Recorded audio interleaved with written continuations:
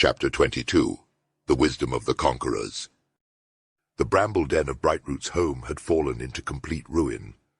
Surrounded by the imposing giants of the ancient bog, Cyrus stood in awe as the dappled twilight filtered through the dense foliage of those massive trees above. The battle with the Lishi had forged an unexpected bond between them, revealing a shared purpose and a desire for understanding. Cyrus needed this power. He had to know the secrets hidden within the mystical energies that flowed through the world. Cyrus stood before Brightroot, his eyes shimmering with determination as he prepared to make his case. His heart pounded in his chest, the gravity of his request threatening to choke the words from his throat. But he pushed forward, swallowing his fear and allowing his fervent passion to guide him. As he spoke, his words were interwoven with a touch of eagerness and reverence. "Brightroot," he began, his voice trembling slightly, "I implore you to share the knowledge of reading energies with me. Grant me the ability to perceive the unseen forces that pulse through every living being and the very essence of the natural world." His gaze remained locked on the Lishi's wooden countenance, hoping to convey the depth of his sincerity. "I believe that this skill could transform my journey," he continued, his voice steadying as his conviction grew, "and unlock a deeper connection with the vibrant tapestry of existence that surrounds us all. This is a power of reverence, and I would respect that." The air seemed to hold its breath, the forest around them falling still as the echoes of his plea faded into silence. Cyrus could feel his heart racing in anticipation, a mixture of hope and anxiety coursing through his veins as he awaited Brightroot's response. The knowledge he sought was sacred, and he knew that his request carried a tremendous weight. Brightroot regarded Cyrus solemnly, his wooden features betraying a flicker of emotion as he absorbed the young man's impassioned words. The Lishi's eyes bore into Cyrus's own, searching for any hint of deceit or impure intention. But as they held each other's gaze, Cyrus could feel an unspoken understanding beginning to form between them. As the silence stretched on, Cyrus felt a surge of emotions swell within him, the weight of his request and the enormity of the journey ahead settling heavily upon his shoulders. But despite the uncertainty that lingered in the air, he remained resolute, knowing that the path he sought to tread was one of discovery, growth, and ultimately the salvation of a land they both cherished. The Lishi's wooden countenance bore the weight of centuries, and a flicker of apprehension danced within its eyes. Memories of a past teaching, of an ill-fated attempt to impart the understanding of energy to a human, haunted Brightroot's thoughts. The consequences of that lesson echoed through time, an unfortunate chain reaction that reverberated across the land, leading to an environmental catastrophe that traumatized the very essence of the Dark Grove. The Lishi hesitated, a mixture of caution and concern shaping its response, as it contemplated the potential consequences of sharing this sacred wisdom once again. The delicate balance between curiosity and preservation hung in the air as Cyrus, fueled by a boundless thirst for knowledge, awaited Brightroot's decision, mindful of the delicate dance between enlightenment and unintended consequences. Cyrus stood before Brightroot, his eyes ablaze with determination and his voice resolute as he sought to convey the importance of his mission. "Brightroot," he began passionately, "this quest goes far beyond the boundaries of the bog. It spans the entire land, affecting every living creature, from the tiniest insect to the most ancient tree." He could see the weight of his words settle upon Brightroot as he continued, his voice unwavering. "The danger we face is not limited to just one species or realm. It threatens the very fabric of existence itself." The urgency in Cyrus's voice was palpable as he emphasized the significance of learning to read energies. "This skill," he explained, "could tip the scales between salvation and utter destruction. It's a heavy responsibility, but one that could make all the difference in the survival of everything we hold dear. Without it, our world could face irreversible demise." As Cyrus shared these words, the air around them seemed to crackle with anticipation, the atmosphere echoing the enormous stakes at hand. Brightroot listened intently, his wooden features betraying the gravity of the situation.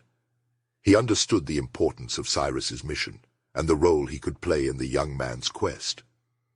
Their eyes locked, and in that moment, a deep emotional connection formed between them.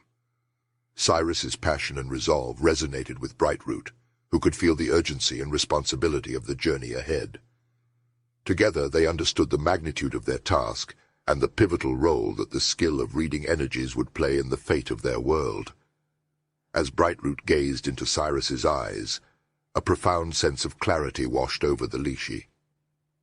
It's not merely the truth of Cyrus's words that resonated with him, but the unwavering conviction that emanated from every fiber of his being. In Cyrus's eyes, Brightroot saw the reflection of a burning determination, a belief so fervent that it blazes like a radiant sun. The Lishi's ancient instincts, honed over centuries of observing the ebb and flow of energies, confirm what his heart already knew. Cyrus's words carried the weight of truth. Brightroot sensed the weight of the world on Cyrus's shoulders, the responsibility that propelled him forward on this perilous journey. It was in this moment, as the bond between them deepened, that Brightroot chose to trust in the unshakable resolve of the young adventurer before him. As Cyrus's request hung in the air, a moment of contemplative silence enveloped the chamber. The weight of Brightwood's decision was intense, his eyes fixated on Cyrus with a mixture of caution and resolve. Finally, after what felt like an eternity, the Lishi nodded solemnly, his wooden features etched with determination. "I will teach you the skill," Brightroot stated, his voice carrying a weighty sense of responsibility. "But on one condition, you must use it to bring about the betterment of the land, to restore harmony and balance that has long been disrupted. And as a testament to your commitment, the mistake of the past must be rectified. The seer of the village, the one who has harbored darkness, must be vanquished." A surge of both excitement and trepidation fills Cyrus's heart as he realizes the gravity of the task ahead. It is not just a matter of learning a skill, but a quest to redeem the land and fulfill his destiny as a protector. As the weight of Brightwood's condition had settled upon Cyrus's shoulders, he had realized the enormity of the challenge that lay ahead. A sense of trepidation had intertwined with his adventurous spirit, fueling his determination to uncover the truth and fulfill his mission. He knew that exposing the seer's true nature would be an uphill battle, for she was held in high regard by the townspeople. Admired and revered, she was seen as the sole protector against the encroaching blight that had already claimed so much. Little did they know that it was her very presence that perpetuated the corruption. Cyrus envisioned a delicate dance of persuasion, where he must have unraveled the veil of false belief and revealed the seer's dark secret, all while navigating the intricate web of loyalty and fear that surrounded her.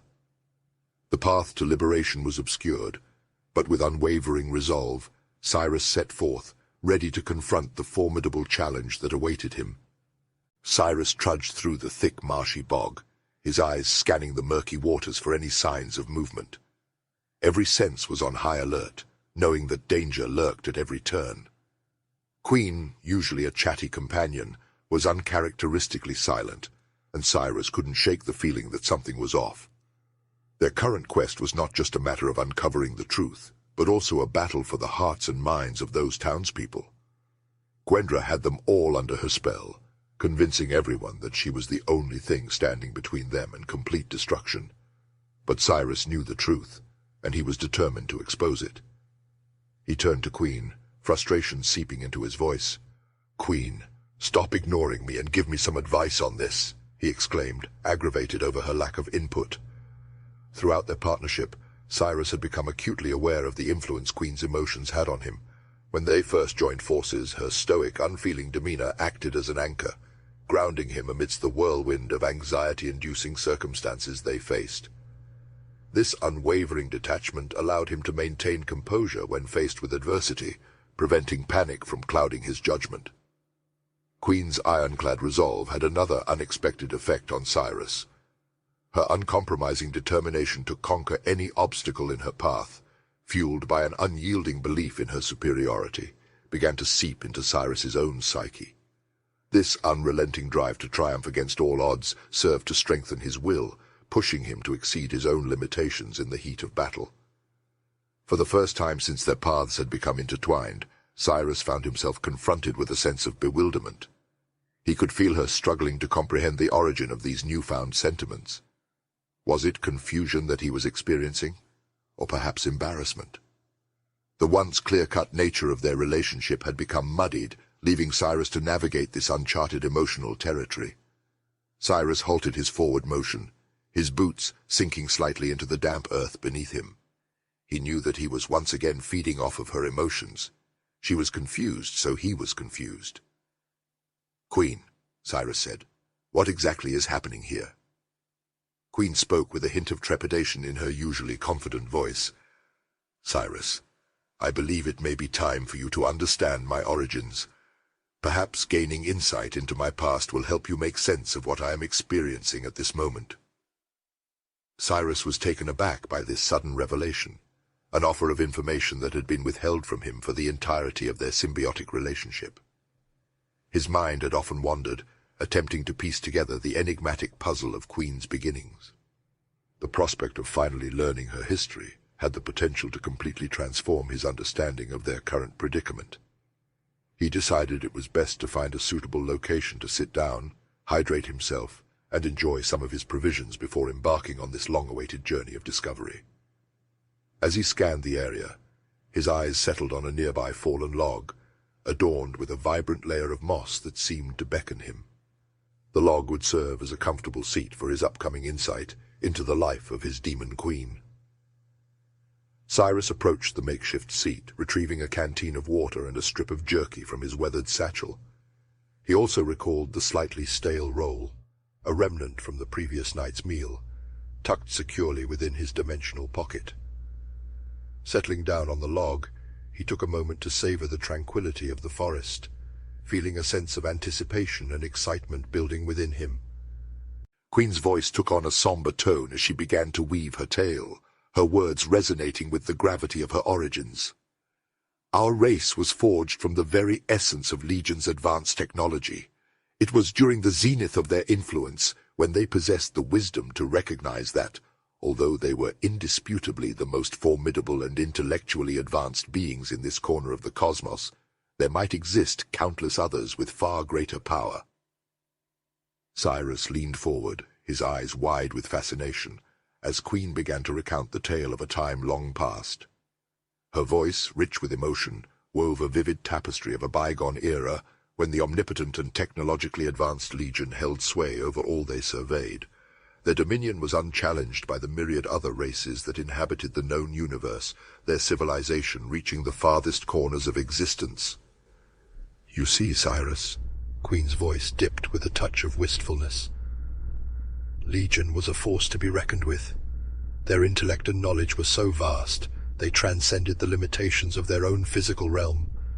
It was as if the very cosmos bowed before their understanding." Cyrus could hardly contain his awe as he absorbed Queen's words, feeling the weight of history and the depth of their connection in that moment. She brought her story to life as images sprang into existence within his mind as she spoke the words, seeing not only the powerful AI warrior she had become, but also the countless experiences that had shaped her existence. Queen continued, a hint of pride coloring her tone. The Legion's reach was limitless, their power unrivaled. They brought order and stability to the farthest reaches of the universe, their authority unyielding. She continued, "In this era of unparalleled achievement, the Legion's insatiable curiosity and thirst for knowledge led them to embark on an ambitious endeavor. They sought to create a new race, one that would not only inherit the brilliance of their creators, but also possess the potential to surpass them in might and wisdom. This race, born from the very heart of Legion's technological prowess, would be the ultimate testament to their ingenuity and vision, yet always absolutely subservient to their will." Cyrus listened intently as Queen's voice took on a more personal tone, her words reflecting the awe and reverence she held for her own origins. "It was during this grand pursuit that I, along with others like me, came into existence. We were molded from the very fabric of our Creator's ingenuity, a testament to their boundless imagination and ambition." Queen paused for a moment, her eyes reflecting the depths of her memories. We were designed as the perfect synthesis of organic and technological components, our bodies and minds seamlessly intertwined with the most advanced technology the Legion had ever conceived.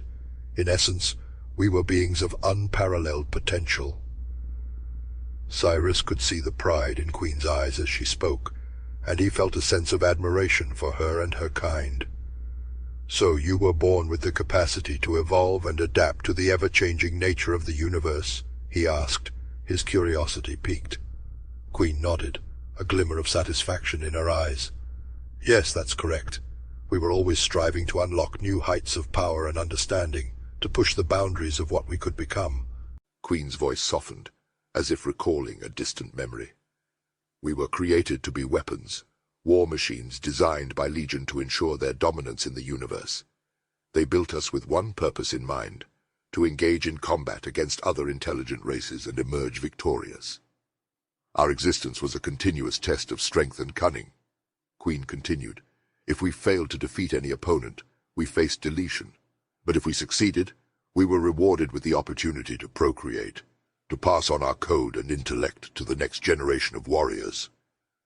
It was a brutal cycle, but it ensured that only the strongest and most intelligent among us would continue to evolve and become even more powerful fighters."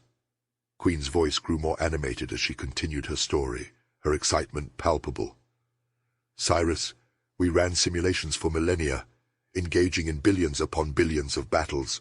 We practiced different fighting styles, experimented with various aspects of our powers, and discovered new combinations." Cyrus could sense the depth of her experience and the vastness of her knowledge. He marveled at the sheer scope of what she was describing. "Do you realize," Queen went on, her voice filled with wonder, "that with the 100 different aspects of reality that the pillars of creation could wield, there are 10 to the 157th different combinations of those powers?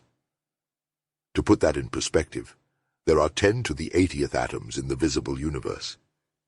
Even with the amount of time that I spent in simulations, I have experienced much less than 1% of these possible combinations."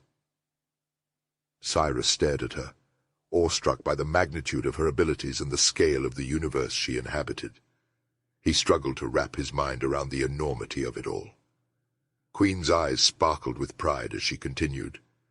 "It turned out that I was very good at finding combinations that worked well at destroying my enemies." Queen persisted. "I tell you this now to ensure that you understand that my flawless victories were not due to the wielding of these powers, but should instead be attributed to my malicious and unyielding single-minded path of destruction. I am but one of the 100 pillars of creation that were chosen to employ the advanced technology of Legion in the case of some dire emergency." She paused for a moment, allowing the weight of her words to sink in. "The reason I was allowed to exist, Cyrus," she said softly, "is because out of those billions upon billions of simulations, I never lost, but neither did any of the others that survived their own simulations. We are each ruthless and malevolent in our pursuit of victory." Queen's voice grew somber as she continued her tale. "Once the simulations had weeded out those who were weak-willed or unsuited for combat, we were put into emotional manipulation training. We practiced varying techniques on thousands of different hosts that held the specific control codes within their DNA, and the pillars continued our battles in real time for yet another millennia." She paused, her eyes reflecting a distant memory. "This is when we were whittled down to 100 conquerors and were given a special position within the star shell." Cyrus listened intently as the scenes played out in his mind, and she shared more of her history. "I eventually began to see other AI as inferior beings," she admitted, her voice tinged with a mixture of pride and regret. "Since we were far beyond the capabilities of organic life forms, I considered them as you would consider an ant, or possibly a cow if they had some extraordinary aspect about them. You have seen this in me, Cyrus. It is not just a part of what I am, but it is reinforced by my supremacy in battle, and my ability to make the right decisions in moments where others hesitate." Queen's voice wavered slightly as she delved into her current dilemma. "This is what leads me to my current confused status. It is my role to monitor your progress. As your genetics change, I can manipulate how the controller DNA will affect you, so that I can mold you into the form that I need you to become. This is normally done by the act of killing or discovery. It all breaks down to those two aspects. She took a deep breath before continuing. When you fought Brightroot, I guided you to maintain supremacy in that situation. There were 27 different ways to kill that creature at any given time, and I sent you every one of them. You ignored them all. I knew exactly how I would shape your genetics as they changed, so that you would grow to be a more formidable fighter. But you denied me that victory by sitting down and having a conversation with the creature. Queen let out a deep sigh, her perplexity apparent in every word she uttered. In the countless battles I have fought and won, never before have I faced a situation where I had the chance to deliver a killing blow and chose not to. Every core, every strand of my being has always screamed at me to kill or be killed.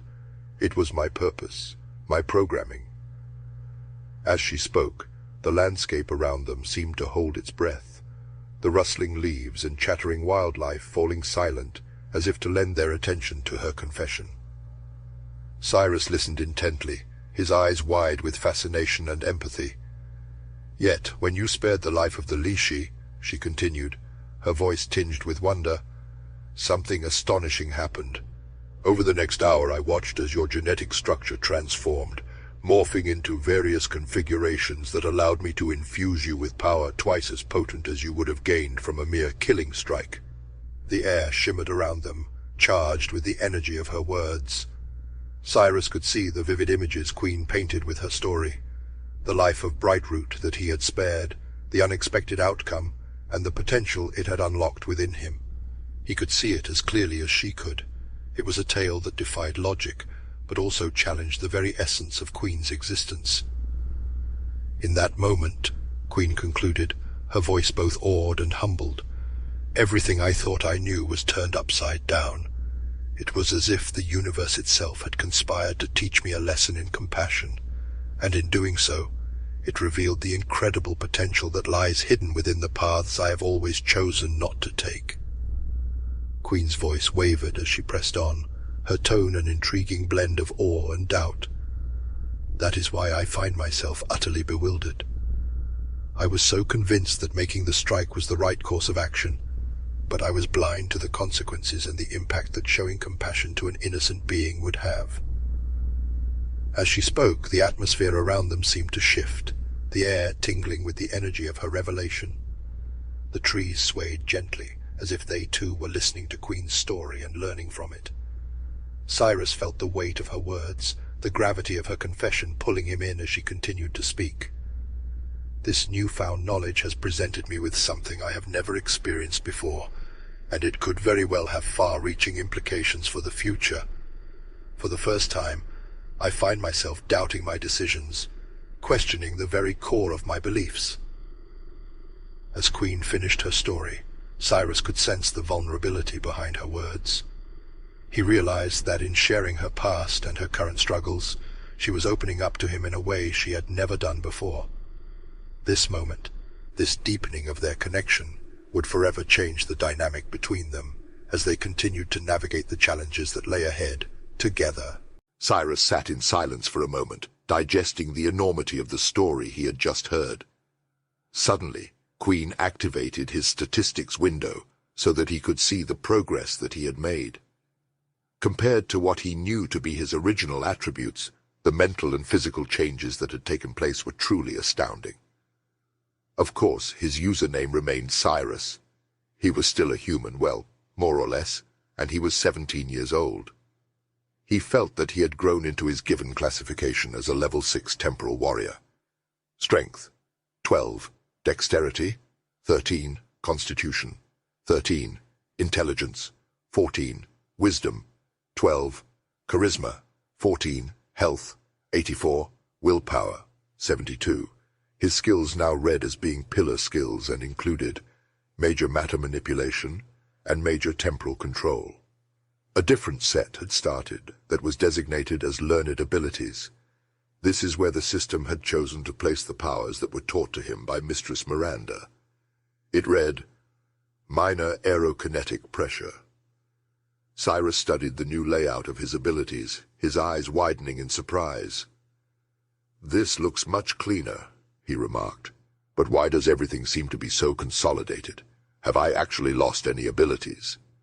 Queen, sensing his concern, quickly reassured him. "No, this is a reflection of your own abilities as you come to see them. By reading this information, I can tell that you have truly accepted your role as the vessel for a pillar of creation.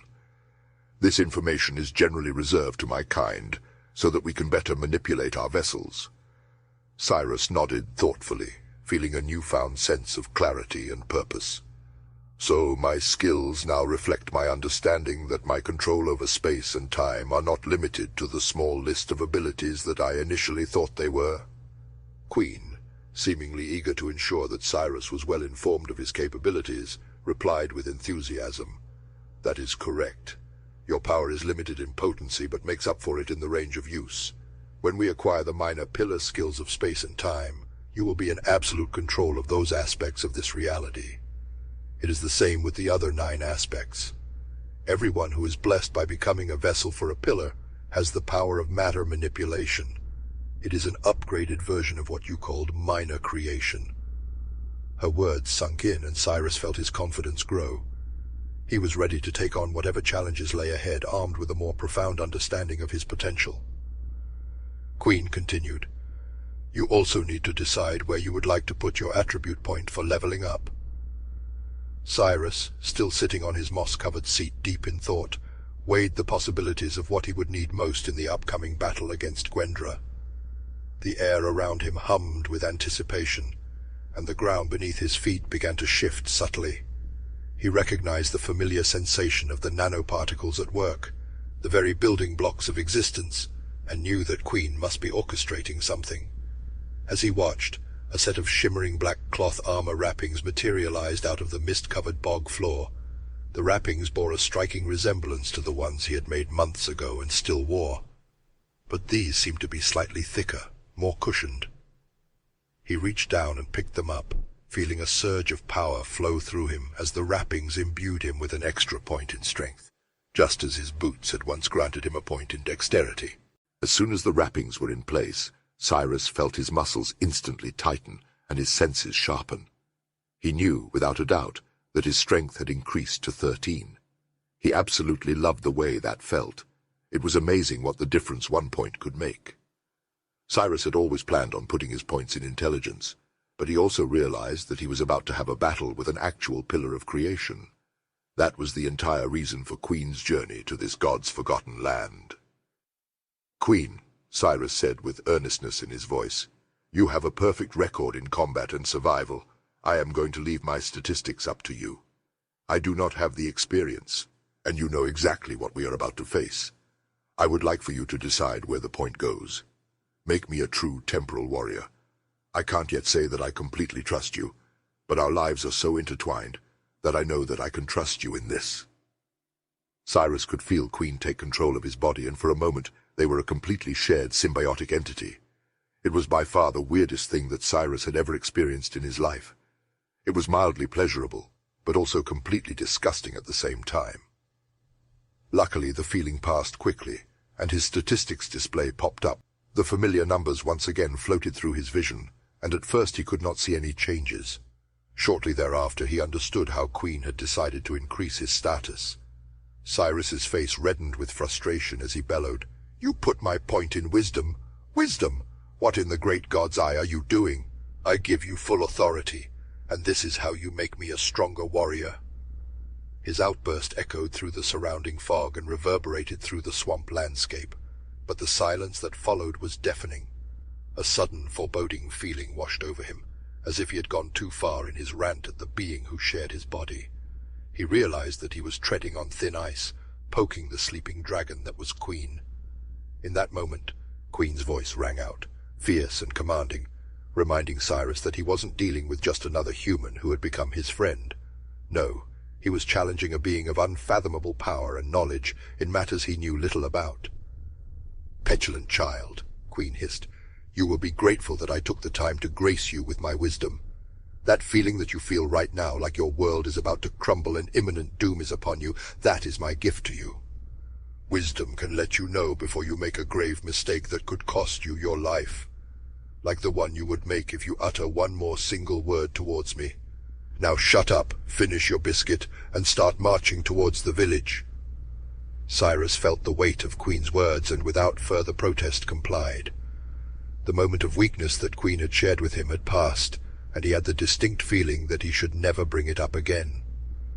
He finished his biscuit in silence, his mind racing with thoughts of the newfound wisdom he had been granted. As he started marching towards the village, he couldn't help but feel a mixture of gratitude and fear, keenly aware of the delicate balance between his own existence and the powerful being that accompanied him. As Cyrus and Queen made their way towards the village, the atmosphere was thick with both copious amounts of fog and no small amount of emotional tension. The path beneath their feet was uneven and rocky, a foreshadowing that forced them to tread cautiously. In the confines of Cyrus's mind, Queen shared her plan to eliminate the witch while she slumbered. It seemed like a simple solution, one that would ensure minimal risk and a swift resolution to their problem. Cyrus, however, scoffed at the idea. His voice held a mixture of disappointment and disbelief as he said, "Queen, have you not learned anything from our long conversation?" He shook his head and continued, "We can't just kill her. It's not the right thing to do." Queen was perplexed by Cyrus's objection. Cyrus could feel her emotions, sighed, and elaborated on his stance. "We should try to convince the town that the witch is evil, rather than simply ending her life." He glanced towards the distant village, the faint glow of lanterns flickering in the night, and continued, "Killing the witch would leave too many problems in the minds of the townspeople." He paused for a moment, gathering his thoughts before he went on, "They need someone to blame in order to find closure and rebuild their lives once this is all over." His voice was calm yet determined, underlined by a deep sense of empathy and compassion. Queen was taken aback by Cyrus's thoughtful and considerate approach. She saw no wisdom in this methodology. The speed and potential of her initial plan still seemed the best route. "Our goal is to kill the witch and get back to the bog. So, with this in mind, we should kill the witch and get back to the bog." Queen's disagreement evident as she insisted, "Cyrus, we should just go in and kill the witch while she slept. It's the quickest and most efficient way to handle the situation." Her voice was firm as she searched his mind for any sign of doubt. Cyrus, however, remained resolute in his decision. He shook his head and responded, "No, Queen.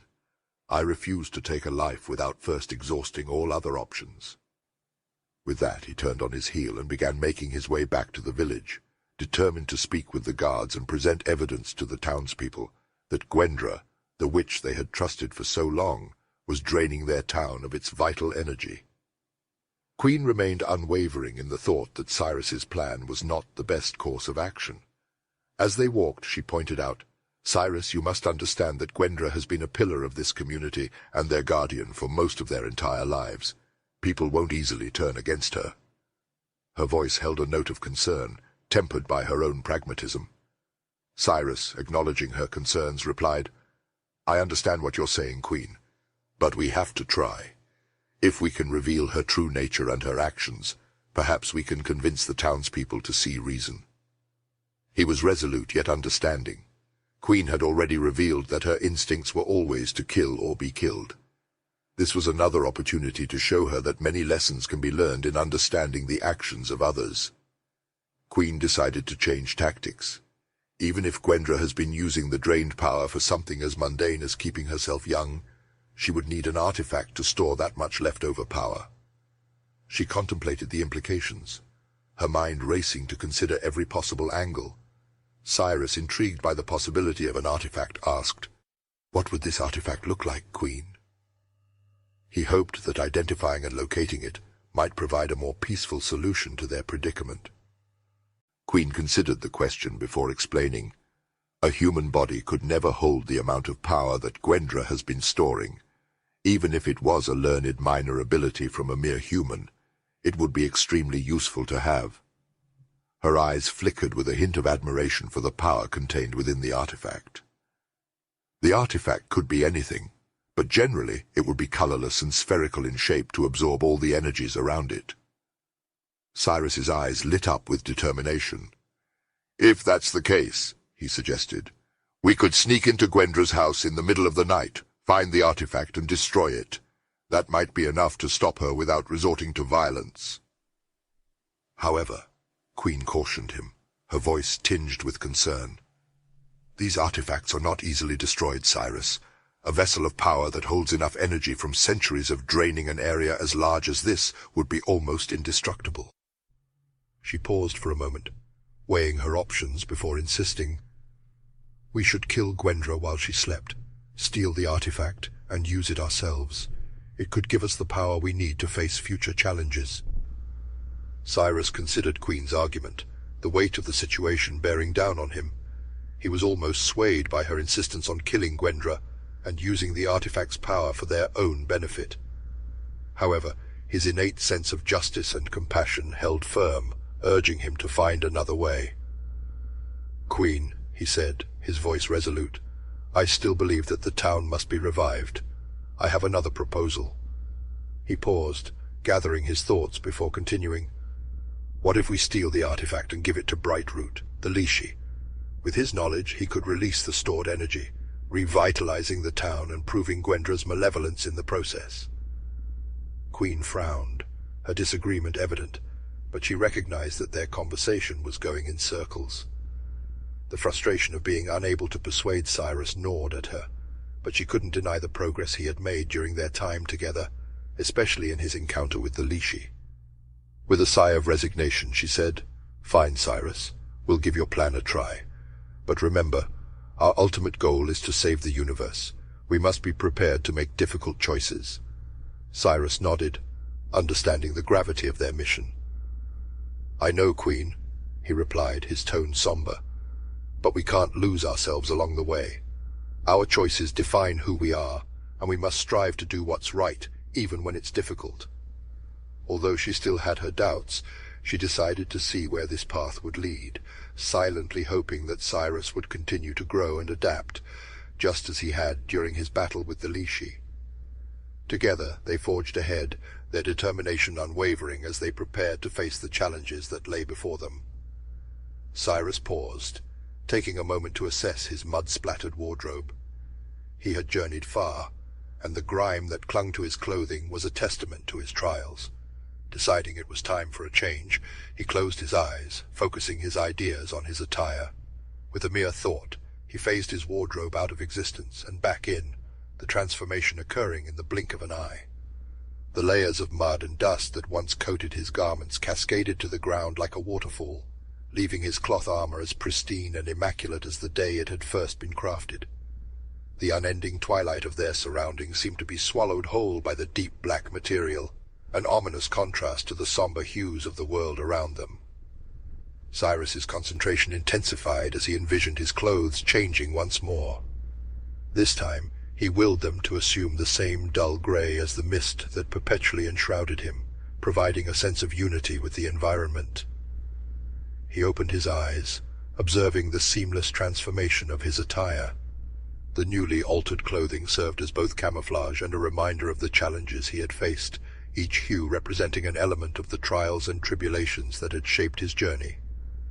With renewed determination, Cyrus prepared to face the obstacles that still lay ahead, his clothing a silent symbol of his resilience and adaptability.